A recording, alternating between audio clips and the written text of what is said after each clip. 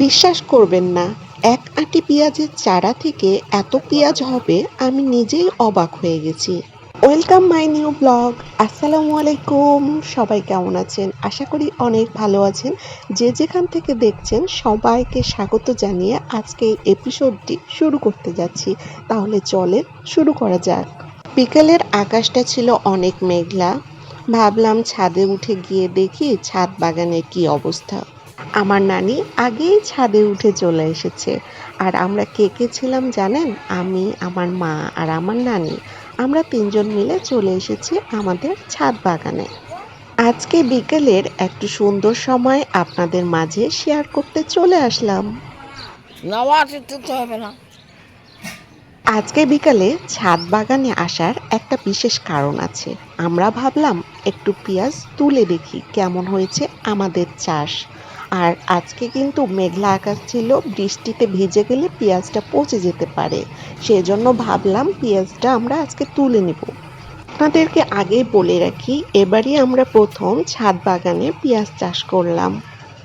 সত্যি বলতে আমরা কেউ খুব বেশি আশা করিনি। ভাবছিলাম যা হয় হোক, অল্প কিছু পেলেই খুশি থাকবো। কিন্তু এভাবে যে আমরা অবাক হয়ে যাব কখনোই ভাবতে পারিনি। আর আপনাদেরকে আরেকটা জিনিস দেখায়, এখানে টমেটোটা কি সুন্দর পেকে আছে তাই না? আর এদিকে তো আমার মা পেঁয়াজ তোলা শুরু করে দিয়েছে আর ডালিতে একটা একটা করে রাখছে। কি সুন্দর দৃশ্য তাই না? এরকম দৃশ্য কার কার ভালো লাগে অবশ্যই কমেন্ট সেকশনে আপনারা জানাবেন। এইসব সুন্দর সুন্দর মুহূর্তগুলো গ্রামের মানুষেরাই বেশি উপভোগ করতে পারে, যারা শহরে থাকে তারা সেরকম ভাবে উপভোগ করতে পারে না। ছাদ বাগানে দেখেন কত বড় বড় পেঁয়াজ হয়েছে, পুরো অবাক হয়ে গেছি। আগে তো এভাবে দেখিনি কখনো। আর এখানে দেখেন কত বড় পেঁয়াজ। আমি একটা তোলার চেষ্টা করলাম কিন্তু মাটির ভিতরে আটকে আছে, মাটিটা শক্ত হয়ে আছে, সেজন্য আমি তুলতে পারলাম না, গাছটাই ছিঁড়ে গেল। আমি বড় পেঁয়াজটা হাত দিয়ে তোলার চেষ্টা করলাম কিন্তু এমনভাবে আটকে আছে, তুলতে পারিনি। এদিকে আমার নানিও চেষ্টা করছে, এখন দেখা যাক আমার নানি তুলতে পারে কিনা। আমার মা তো সুন্দর করে পেঁয়াজগুলো তুলে নিল, আমার মাই বেশি পেঁয়াজ তুলেছে। আর এখন আমার নানি চেষ্টা করছে, এখন দেখার পালা আমার নানি পেঁয়াজ তুলতে পারে কিনা। গাইস, কি মনে হচ্ছে আমার নানি পেঁয়াজ তুলতে পারবে তো? এই যে দেখেন আমার নানি কিন্তু পেঁয়াজ তুলে নিয়েছে, দেখতেছেন? আমি শুধু ফেল, আমার নানি কিন্তু সব পেঁয়াজ তুলে দিতে পারছে সুন্দর করে। অল্প জায়গাতেই কিন্তু পেঁয়াজ লাগানো হয়েছিল, বেশি জায়গাতে পেঁয়াজ লাগানো হয়নি। তো আমরা আগের দিনও কিছু পেঁয়াজ তুলে নিয়েছিলাম। এই যে এখানে ডালিতে আছে আগের দিনের পেঁয়াজ। মাটির নিচে যে এত সুন্দর চমক লুকিয়েছিল সেটা আমরা কেউ কল্পনা করতে পারিনি।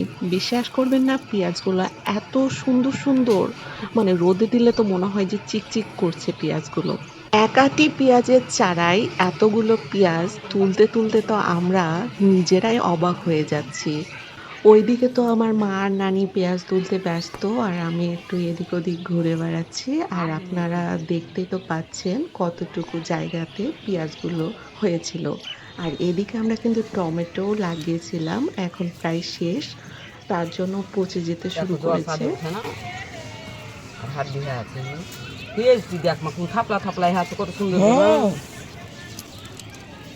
দেখে জিভে দিয়েছে, পেঁয়াজ দেখে লাগছে।